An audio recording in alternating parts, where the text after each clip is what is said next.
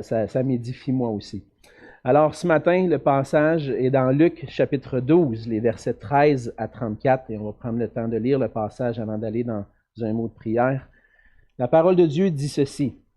Quelqu'un dit à Jésus du milieu de la foule, « Maître, dis à mon frère de partager avec moi notre héritage. » Jésus lui répondit, « Ô homme, qui m'a établi pour être votre juge ou pour faire vos partages? » Puis il leur dit, « Gardez-vous avec soin de toute avarice, car la vie d'un homme ne dépend pas de ses biens.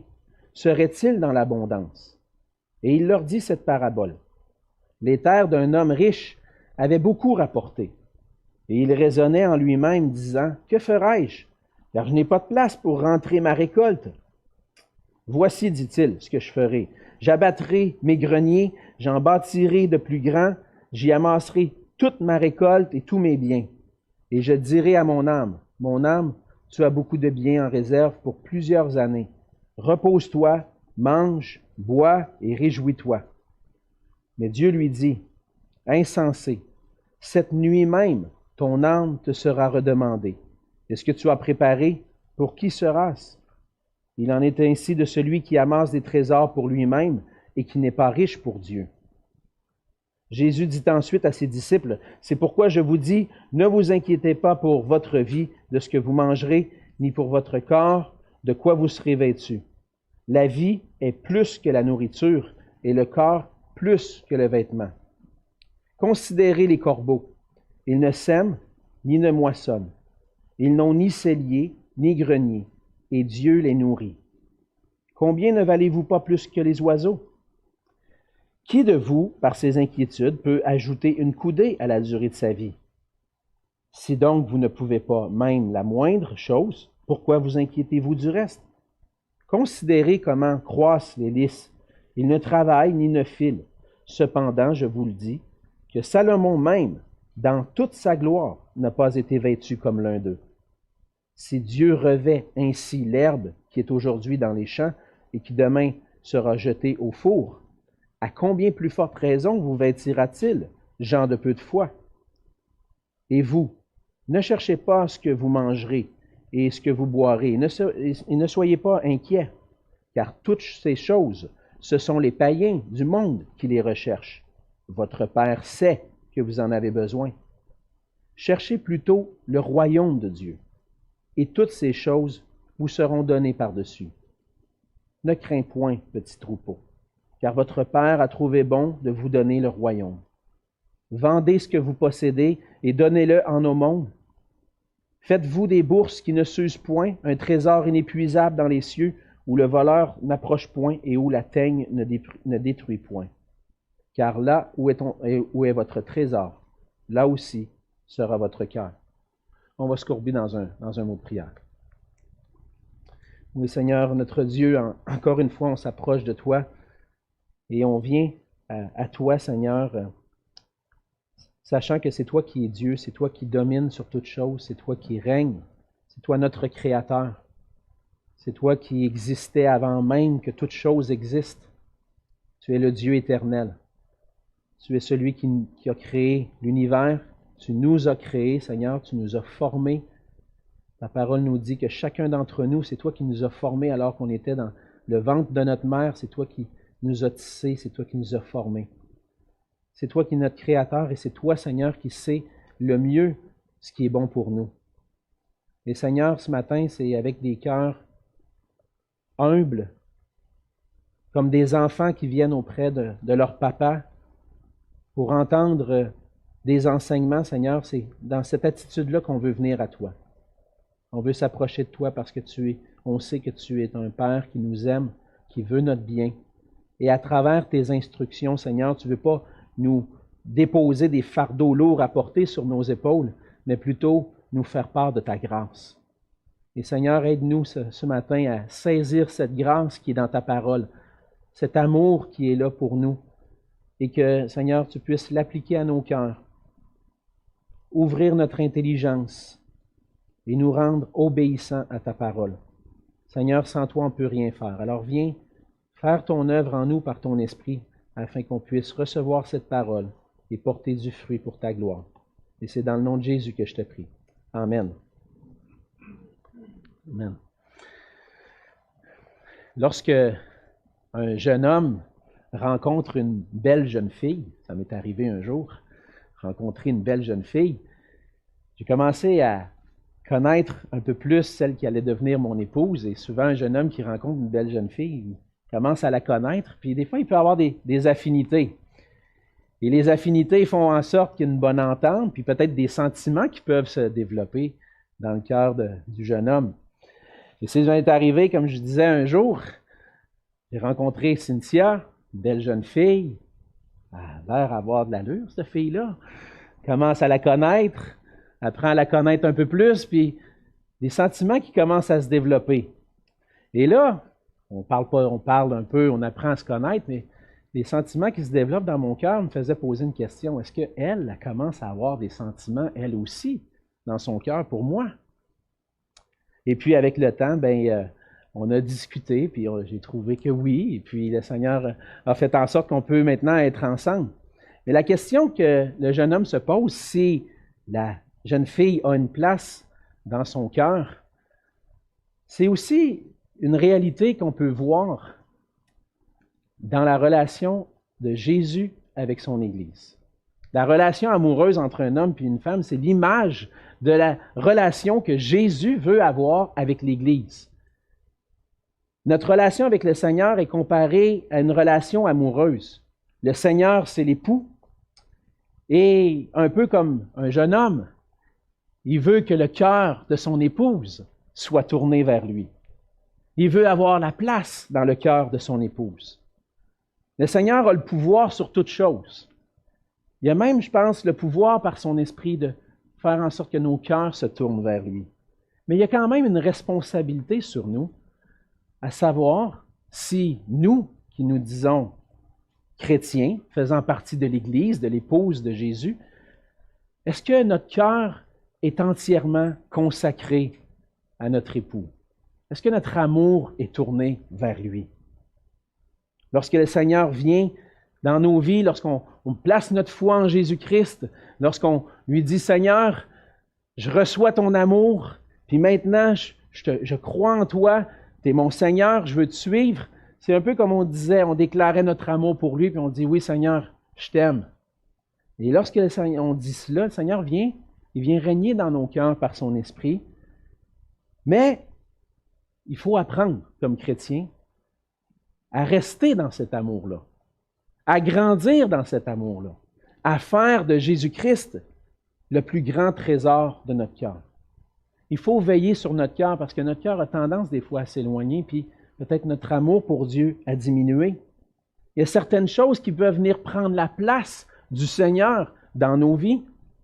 Et ce qu'on voit dans le passage de ce matin, c'est certaines choses comme des richesses matérielles peuvent venir prendre la place dans nos cœurs, la place que le Seigneur veut avoir.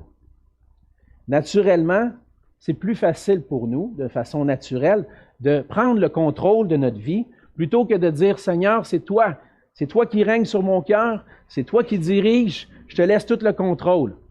Non, on a tendance à vouloir gérer nous-mêmes parfois, à vouloir avoir un certain contrôle pour être certain qu'on est confortable dans notre vie, qu'on est dans une bonne sécurité financière, que les richesses matérielles sont correctes, sont suffisantes pour que je puisse quand même vivre confortablement.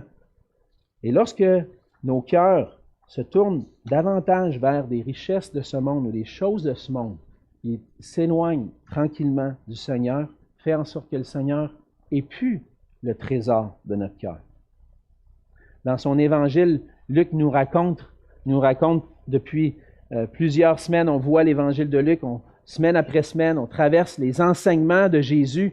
Luc nous raconte ces enseignements-là, et à travers les enseignements de Jésus, on apprend à reconnaître que Jésus, c'est le Seigneur, c'est celui qui possède l'autorité sur toute chose.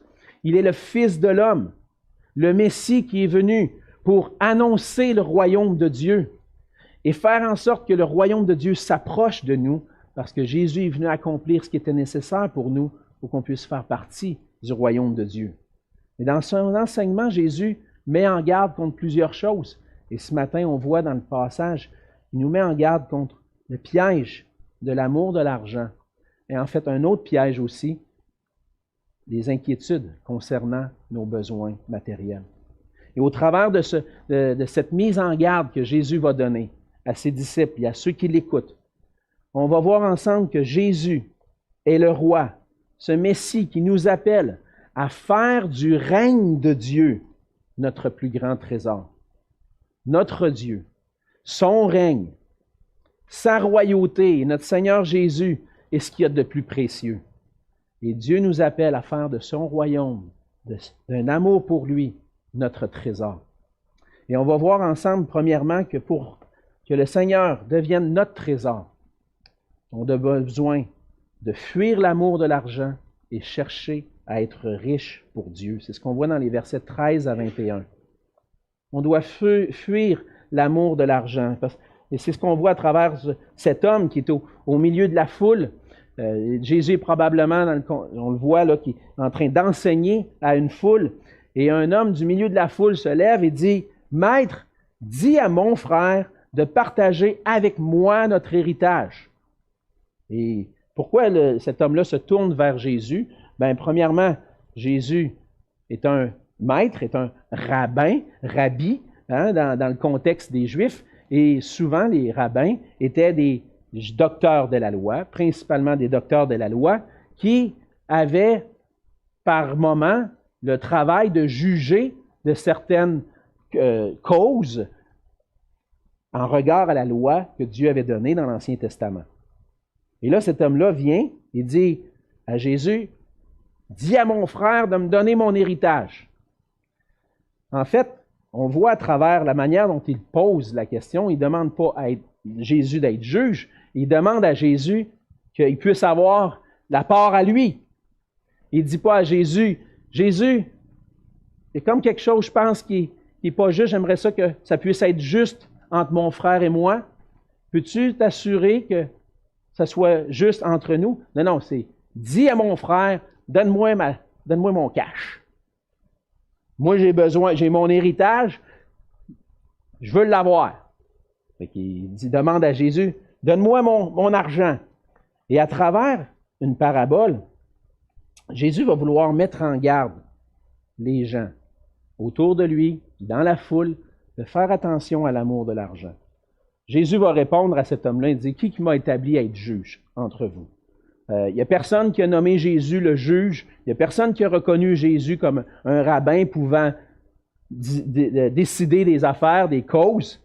Et puis Jésus il dit, « Je ne suis pas là pour ça. » En fait, Jésus est venu pour une autre mission.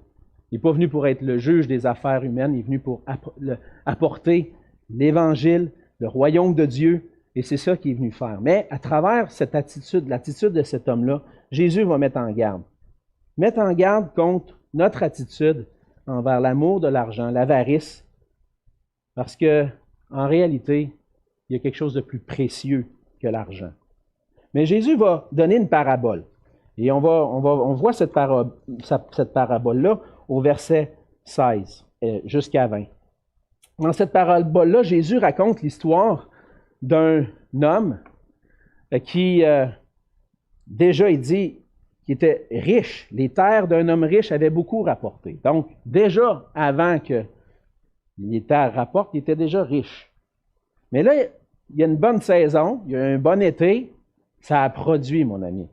Puis là, on produit tellement au point que ça a tellement rapporté que, hey, qu'est-ce que je vais faire avec tout ça? Hey, j'en ai bien trop. Qu'est-ce que je vais pouvoir faire avec ça? Je ne sais pas où mettre ça, moi, là. Et là, l'homme, plutôt que de dire, ben, je vais le partager, je vais le donner à d'autres, je vais le partager à ceux qui ont moins, que ça peut être moins rapporté chez eux. Non, il dit, moi, là, on va régler le problème, on va raser toutes mes granges, puis on va en partir des plus grosses. Think big. On va faire la grosse affaire, puis on va rentrer tout ça, puis après ça, je vais pouvoir dire, verset 19, « Mon âme, tu as beaucoup de biens en réserve pour bien des années. Profites-en. Prends ça, relax. Tu peux t'asseoir là-dessus, mon ami, tout le reste de ta vie, tu as du cash en masse, profite de la vie. Et là, Jésus dit, espèce de cave. On dirait ça en bon québécois, hein? Insensé, stupide. Tu te préoccupes de ta vie sur la terre. Tu ne t'es pas préoccupé de ton âme. Tu ne sais pas quand est-ce que tu vas rencontrer Dieu. Pour toi, ce qui est important, c'est de vivre une bonne vie, alors que ce qui est plus important, c'est ton âme. Tu ne sais même pas quand est-ce que Dieu va te rappeler. Tu ne sais pas, même pas quand est-ce que tu vas te présenter devant Dieu. Toi, tu te préoccupes des richesses sur la terre, puis tu ne sais pas que ton âme est perdue pour l'éternité. Préoccupé par avoir une bonne vie, préoccupé à avoir une vie confortable, une vie sécure, mais pas préoccupé pour son âme. Là, à travers ça, Jésus traite cet homme-là d'insensé, de stupide. Pourquoi? Parce qu'il ne s'est pas préoccupé des choses de Dieu. Il a travaillé pour lui. Il a travaillé pour son propre bonheur, son bonheur personnel. Puis Jésus dit, quand tu travailles pour ton bonheur, quand tu travailles pour ton confort, quand tu travailles pour ta sécurité, tu n'as pas les yeux à la bonne place, puis tu t'en vas vers la perdition. Tu te préoccupes davantage de ton bien-être plutôt que de chercher Dieu. L'homme n'est pas au contrôle de sa vie. Ça se peut que le Seigneur y aille à rendre compte à Dieu dans les heures qui vont suivre. Le Seigneur donne cette instruction-là. Il dit au verset 21, « Il en est ainsi de celui qui amasse des trésors pour lui-même, s'en va vers la perdition, et qui n'est pas riche pour Dieu. » En réalité, Jésus fait un contraste. Il est en train de dire celui qui cherche à être riche pour Dieu, qui cherche Dieu, qui veut honorer Dieu avec ses biens, qui veut bénir les autres à travers la bénédiction qu'il a reçue de Dieu. Lui, il est riche pour Dieu. En réalité, c'est ce qu'on a besoin de réaliser. C'est que notre travail, tout ce qu'on a, tout ce qu'on possède, tout ce qu'on réussit à amasser à travers notre salaire ou l'abondance que le Seigneur nous permet d'avoir, ça vient de lui. Si les terres de cet homme-là ont rapporté, parce que Dieu est au contrôle, Dieu est souverain, Dieu a permis ça dans sa vie. Et lui n'a pas reconnu Dieu, n'a pas été reconnaissant envers Dieu. Il a dit, je vais garder ça pour moi. Lorsqu'on travaille à être riche pour Dieu, lorsqu'on travaille en reconnaissant que c'est Dieu qui est maître de tout, qui est maître de notre portefeuille, on vit dans la crainte de Dieu. On vit à reconnaître Jésus-Christ comme Seigneur. Et maintenant, ça nous appelle à une autre sorte de vie. De ne pas travailler pour moi, mais travailler pour les autres. Le Seigneur nous dit de chercher à être riche pour lui, puis ça ne veut pas dire que dans un sens, là on est en train de dire, ouais, mais Alexandre, ça veut-tu dire qu'il faut que je donne tout ce que j'ai? Ça veut-tu dire que je ne peux pas travailler pour moi, je ne peux rien ramasser, je ne peux pas avoir une maison, je ne peux pas avoir... Non, évidemment non. Les Écritures, le reste des Écritures nous enseignent qu'on doit travailler pour subvenir à nos besoins.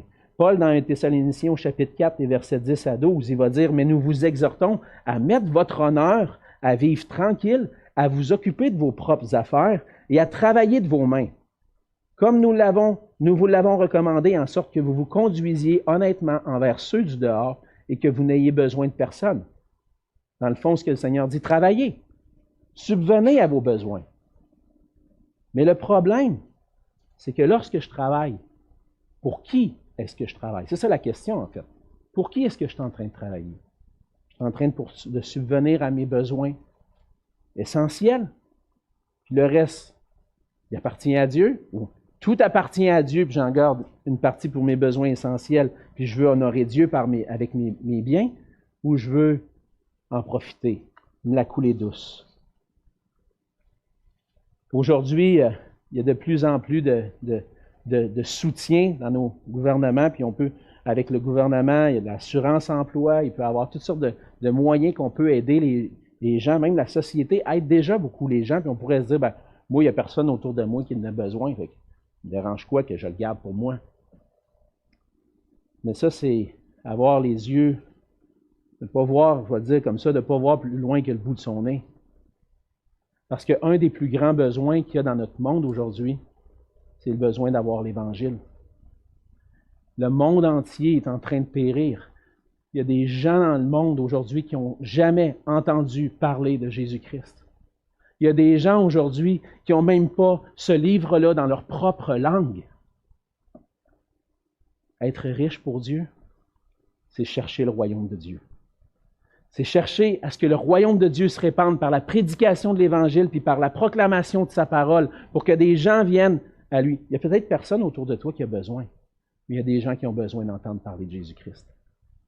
Et lorsque je travaille pour Dieu, je ne travaille pas pour mon petit royaume à moi, je travaille pour son royaume à lui. Son royaume est pas mal plus grand que je peux penser. Et j'ai besoin de considérer, est-ce que le Seigneur m'appelle à être riche en consacrant les choses les moyens par lesquels il m'a béni pour que je puisse en bénir d'autres qui vont entendre l'Évangile. Entendre l'Évangile, puis peut-être même des besoins, avoir des besoins rencontrés. Donc pour chercher le royaume de Dieu, pour faire du royaume de Dieu mon plus grand trésor, je dois fuir l'amour de l'argent. Je ne dois pas accumuler pour moi, mais je dois être riche pour Dieu. Le deuxième élément, le deuxième piège qu'on voit dans le passage, on les voit dans le verset 22 à 30. Si il y a un piège pour ceux qui possèdent beaucoup, il y a un piège aussi pour ceux qui possèdent moins. Et ce piège-là, c'est les inquiétudes, de faire pleinement confiance à Dieu pour mes besoins. Le Seigneur nous appelle à travers les versets 22 à 30 à faire attention de ne pas s'inquiéter pour nos besoins essentiels. Dans les versets 22 et 23, il dit, c'est pourquoi je vous dis, ne vous inquiétez pas pour votre vie, de ce que vous mangerez, ni pour votre corps de quoi vous serez vêtu. La vie est plus que la nourriture, et le corps plus que le vêtement. Il y a quelque chose de plus précieux que juste la nourriture et le vêtement. Ta vie compte aux yeux de Dieu. Et Dieu va répondre à tes besoins. La vie, c'est plus que de prendre soin de son corps. La vie, c'est plus que de prendre soin de ce qu'on a besoin. La vie, c'est de prendre soin de notre âme. Puis on doit se préoccuper de notre âme. On doit prendre soin de notre âme en faisant confiance au Seigneur. Dieu prend soin de ses enfants. Et Jésus va donner deux images. Il demande de considérer au verset 24 les corbeaux. Considérez les corbeaux. Lorsqu'on pense à des corbeaux, on peut dire, j'ai déjà vu des oiseaux plus beaux que ça. Hein? Les corbeaux, c'est noir, c'est gros, ça a un chant pas très beau. Hein? Pas super beau à regarder. Puis même des fois, quand on regarde des films, les corbeaux, quand il y a un corbeau quelque part, c'est pas quelque chose de bon qui se passe. Hein? C'est ténébreux, c'est sombre. Puis en plus de ça, les corbeaux, c'était des animaux impurs pour les Juifs. Des animaux qu'on ne devait pas toucher. On ne devait pas manger ces animaux-là parce qu'ils étaient impurs. Et là, Jésus dit, considérez les corbeaux. Là, Seigneur, tu veux que je regarde des animaux impurs? Ils sont laids. Ouais, regarde-les. Puis regarde comment Dieu prend soin de ces animaux laids-là, impurs. Ils n'ont même pas besoin de bâtir des greniers, eux autres. Ils n'ont même pas besoin d'avoir 3 congélateurs dans la maison. Parce que Dieu pourvoit à leurs besoins, à eux. Imagine-toi, toi, là, qui est son enfant. Imagine-toi comment il ne va pas prendre soin de toi s'il prend soin de ces gros oiseaux là qui crient, puis c'est lettres. Il va prendre soin de toi. Il donne une autre image avec les lys des champs. Les lys, c'est beau, hein? On regarde, c'est beau, hein? Sont bien lorsque la fleur paraît, wow, c'est beau des lys. Puis Jésus le dit, ces lys-là, même Salomon, le roi le plus riche de toute l'histoire d'Israël, Même Salomon, dans toute sa gloire, dans toutes ses richesses, il n'a jamais été habillé aussi bien qu'eux autres.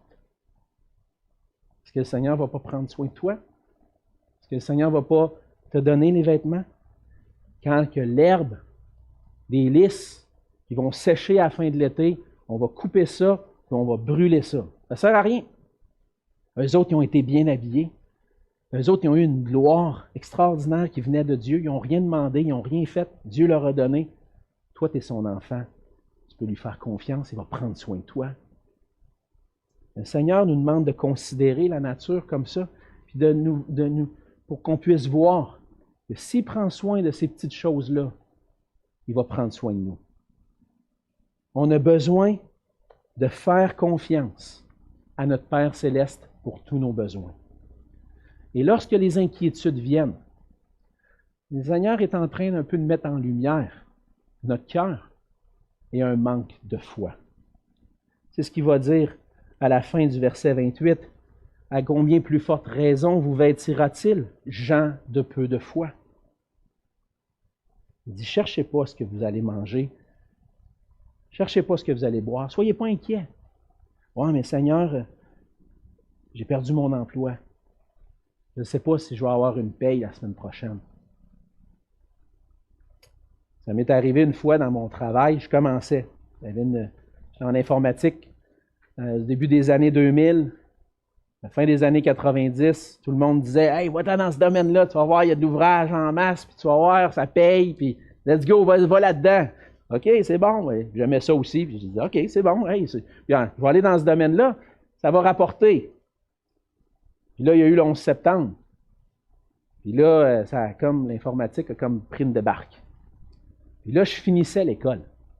Je sors sur le marché du travail, ça fait pas 2-3 mois que je travaille là, que là, le 11 septembre arrive, puis là, un matin, j'arrive, puis on avait entendu des échos, peut-être qu'il y aurait des coupures, mais là, je vois un collègue qui se lève, il s'en va s'asseoir dans le bureau du patron, il prend ses affaires, puis il s'en va.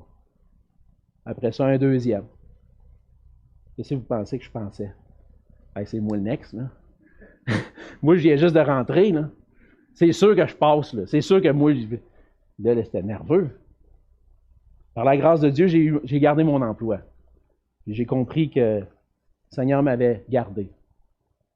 Mais ça se peut que ça soit ton cas, que le Seigneur fasse en sorte que tu as perdu ton emploi. Même malgré tout ça. Inquiète-toi pas. Le Seigneur va prendre soin de toi. Le Seigneur va subvenir à tes besoins. Ça se peut que ça serre la ceinture un petit peu. Ça se peut que tu perdes du poids. Mais le Seigneur va répondre à tes besoins essentiels. Il dit, attention à ton cœur. Verset 30. Parce que toutes ces choses-là, ce sont les païens du monde qui les recherchent. Hey! Seigneur, t'es rough avec nous autres à matin, là. Tu sais, je veux dire, c'est normal que je veuille le travailler, que je veuille avoir mes besoins essentiels, ma nourriture, que je sois vêtu. C'est normal que je m'inquiète un peu pour ça des fois, non? Non, c'est pas normal. Parce que je te promets que je vais prendre soin de toi. Je te promets, puis tu devrais me faire confiance. Puis ceux qui s'inquiètent de ça, ce n'est pas ceux qui ont la foi en Dieu, c'est ceux qui doutent de Dieu. Es-tu en train de douter du Seigneur? Parce que Jésus dit, votre Père sait que vous en avez besoin. Puis s'il sait, il va répondre à vos besoins. On doit faire confiance au Seigneur pour tous nos besoins. Et c'est pour ça qu'on arrive à la fin du passage, au verset 31 à 34. Le Seigneur nous demande de veiller sur notre cœur, pour que plutôt que de vouloir amasser des richesses et s'inquiéter pour nos besoins essentiels, il veut qu'on cherche le royaume de Dieu. Cherchez plutôt le royaume de Dieu. Au lieu de m'inquiéter, au lieu de me préoccuper à savoir est-ce que je vais avoir ce que j'ai besoin, cherche le royaume de Dieu. Le Seigneur me demande, dans le fond, mets de côté tes préoccupations, puis remplace les préoccupations pour ta vie, pour les préoccupations de mon royaume, pour mes préoccupations. Tu t'inquiètes de ta vie? Je te dis, inquiète-toi pas de ta vie. Soucie-toi plutôt de qu'est-ce qui se passe dans mon royaume. Ça, c'est plus important. Donc le Seigneur me demande de mettre de côté mes préoccupations pour que son royaume vienne s'établir dans mon cœur, où le Seigneur va régner, bannir les inquiétudes, où le Seigneur va venir régner dans l'Église et dans le monde. Lorsque je dis Seigneur, cherche ton royaume. En réalité, ça revient à la prière qu'on a vue plus tôt dans l'Évangile. Que ton règne vienne. Que ton règne vienne dans mon cœur. Bannis la crainte de mon cœur. Prends toute la place. Je te fais confiance, Seigneur. C'est ça le règne de Dieu dans mon cœur. C'est enlève le doute puis remplace-le par une confiance en toi. Viens régner. Enlève les mauvaises pensées, les inquiétudes. Viens prendre la place. Je veux te faire confiance. Lorsque je prie que ton règne vienne dans l'Église, je prie pour la même chose pour mes frères et sœurs, pour leur croissance spirituelle. J'arrête de regarder mon nombril et je ouvre les yeux sur ce que Dieu veut faire. Dieu veut faire grandir son Église dans une foi, une confiance en lui. Dieu veut le faire aussi à travers le monde. Que ton règne vienne. C'est désirer voir la puissance de l'Évangile transformer des vies. Des vies transformées d'une recherche de confort, de sécurité dans les biens matériels vers une confiance pleinement en Dieu. Une confiance en mes propres capacités pour gagner mon ciel. Tomber pour faire confiance à Jésus-Christ seul. Le Seigneur Jésus nous dit au verset 32, quand tu pries, quand tu cherches le royaume de Dieu, tu n'as pas à craindre. Ne crains point, petit troupeau. Ne crains pas, mon enfant, car votre Père a trouvé bon de vous donner le royaume. Imaginez la richesse dont on hérite en Jésus-Christ. En Jésus-Christ, Dieu est venu pour nous réconcilier avec lui. Jésus a vécu sur la terre une vie parfaite, est allé jusqu'à la croix, a reçu sur lui la condamnation qu'on méritait. Jésus n'est pas juste mort parce que des Juifs ont décidé de se débarrasser de lui. Jésus est venu sur la terre pour venir prendre notre place à la croix, la condamnation qu'on méritait à cause de nos péchés, à cause de notre rébellion envers Dieu.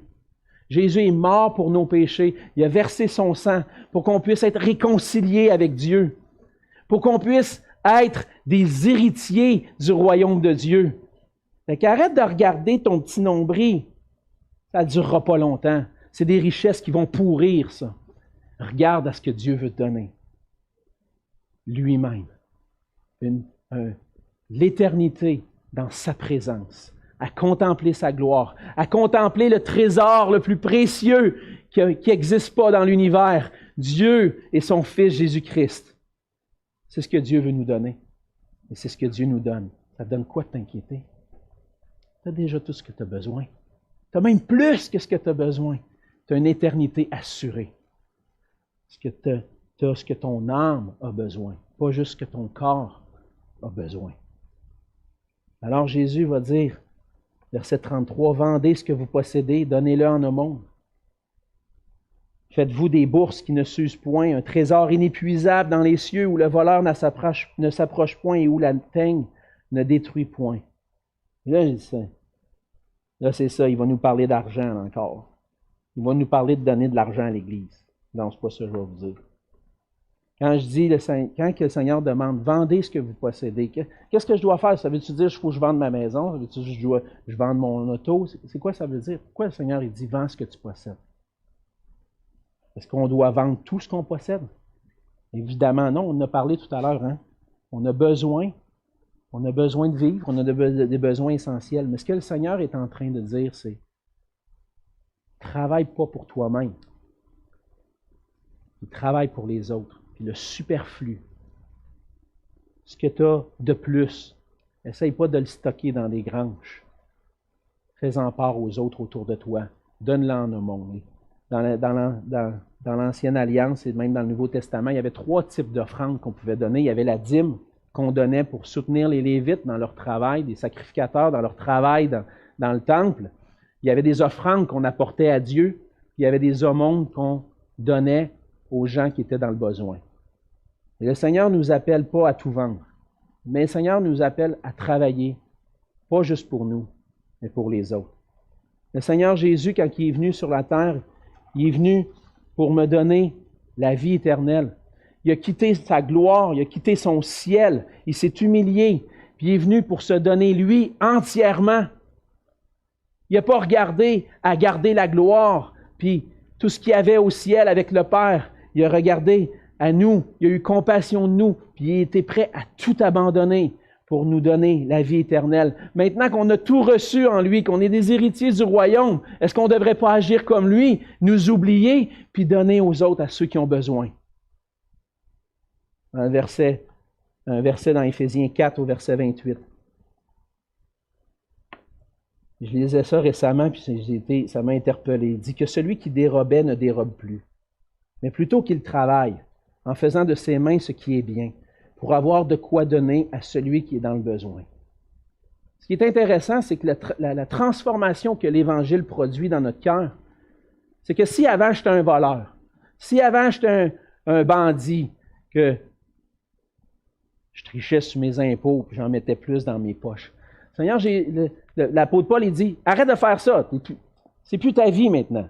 Tu as été transformé par l'Évangile. Mais il ne dit pas, travaille de tes propres mains pour subvenir à tes besoins et être confortable. Non, ça c'est la pensée du monde.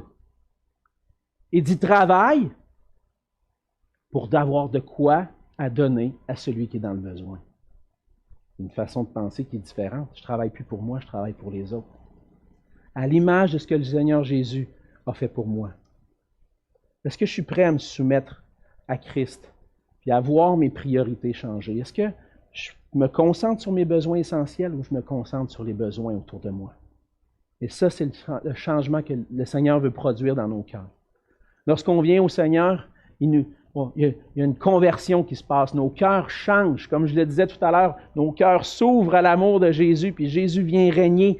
Mais quand nos cœurs sont convertis au Seigneur, le Seigneur convertit aussi notre portefeuille. On réalise que tout ce qu'on a, ça nous vient de lui. Il y a un frère qui me partageait tout à l'heure, il dit, qu'est-ce que j'ai pas reçu? Rien. Qu'as-tu que tu n'aies reçu? Hein? J'ai rien. Tout ce que j'ai, tout ce que je possède, c'est le Seigneur qui me l'a donné.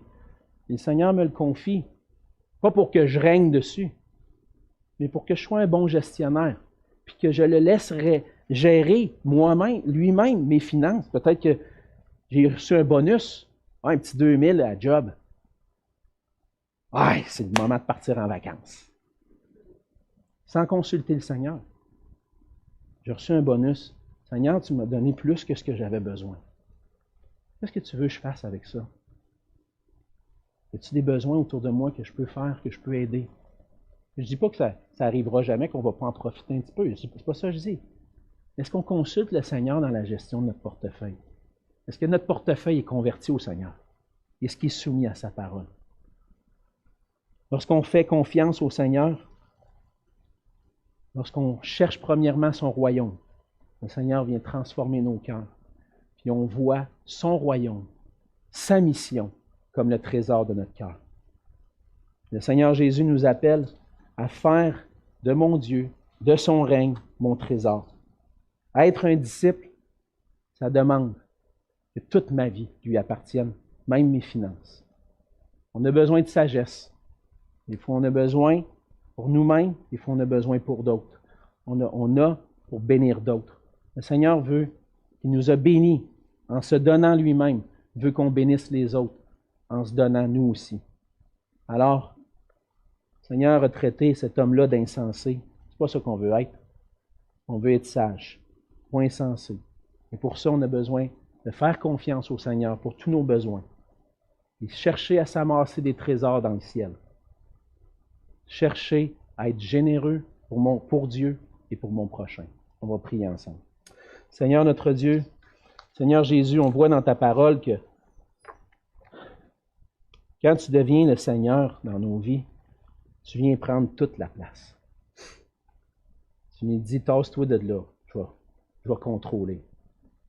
Puis Seigneur, des fois c'est difficile de te laisser tout le contrôle. C'est pour ça, Seigneur, que notre cœur a besoin de se tourner vers toi. Tu nous dis à la fin du passage, car là où sera votre trésor, là aussi sera notre cœur. Et Seigneur, ce qu'on veut, c'est que notre trésor, ce soit toi. Que notre cœur soit entièrement consacré à toi. Qu'on ne cherche pas à penser à nous-mêmes seulement, mais qu'on cherche à être généreux, à bénir les gens autour de nous, qu'on n'ait pas besoin de s'inquiéter, qu'on ne s'inquiète pas pour ce qu'on a besoin, Seigneur, mais que tu viennes remplacer cette façon de penser par ta parole, par cette assurance que tu prends soin de nous, puis qu'à travers tout ce que tu nous confies, Seigneur, on peut bénir d'autres. On a tellement été bénis par toi, Seigneur. Aide-nous à être des bénédictions pour les gens autour de nous. Et Seigneur, utilise le fruit de notre travail pour ta gloire. Et c'est dans le nom de Jésus que je te prie. Amen.